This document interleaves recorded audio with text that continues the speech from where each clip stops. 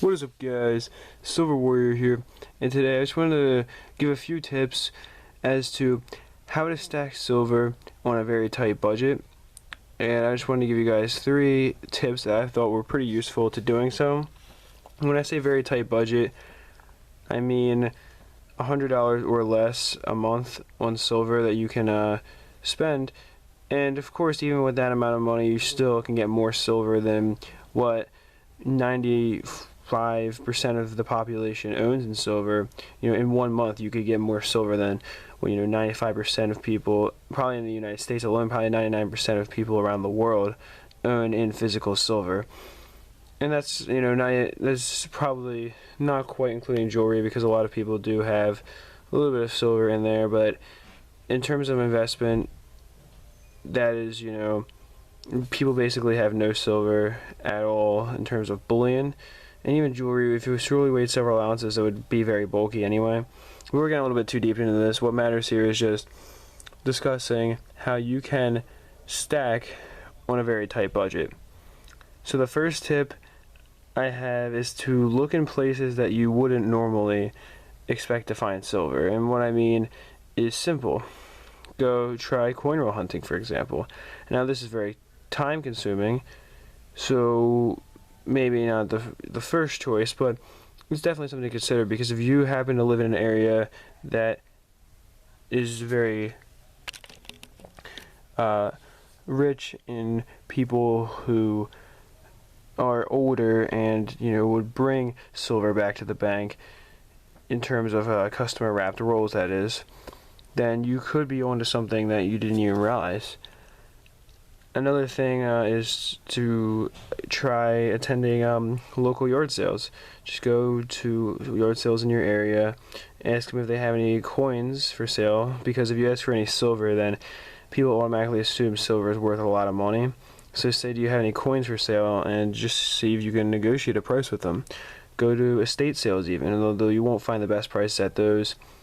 But try going to thrift stores. Just go into places that normally have lower end items that might also have silver for lower end prices. Now, my second suggestion, and this is something that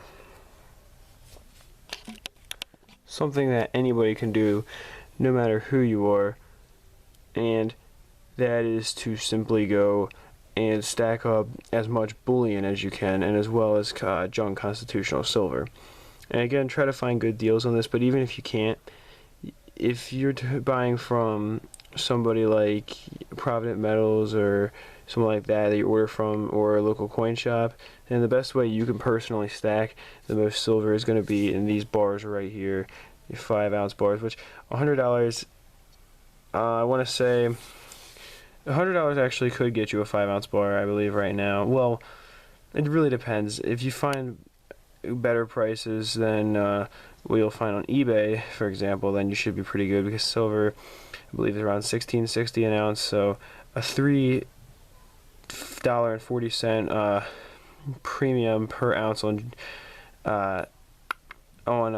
generic silver. Sorry, I was having kind of a slow moment for a second there. No, but on generic silver is pretty bad. Honestly, you want to be paying at most a $2 premium per ounce, and if you can avoid it, pay even less. But mind you, I'm saying this because not everybody can find the best deals in the world, but chances are, if you're not paying, if you're paying over $2 an ounce over spot, especially when silver's at prices like $16.50 an ounce, which are sell prices, not buy prices, in terms of, and I'm sorry, I don't mean sell like you should be selling your silver. I mean like sell like there should be more of an expectation from the seller than the buyer in terms of negotiability, because of the fact that silver's at a lower end of its value. So it's better for the buyer, is what I mean, just to clarify that. But since they are, everything's in the buyer's favor, not the seller's, then you should be paying a very low premium on that bullion.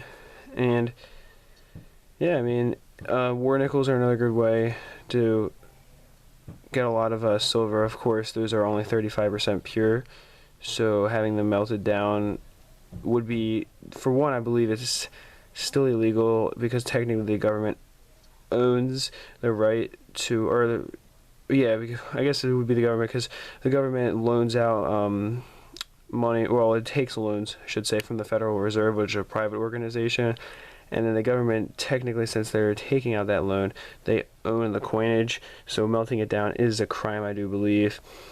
And not only that, but also it is extremely difficult to refine. Coins are only 35% pure as opposed to 90% pure, but they will have the lowest premiums on them.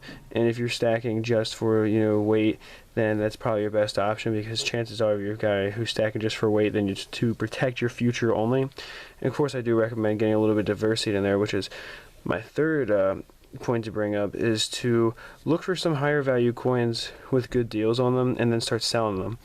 And this is kind of delves into increasing your $100 a month budget. But take the $100 that you have to spend on silver and buy, save it for a couple months and put out a better investment, whether it be from somebody who happens to have coins for sale, or just a good deal you find.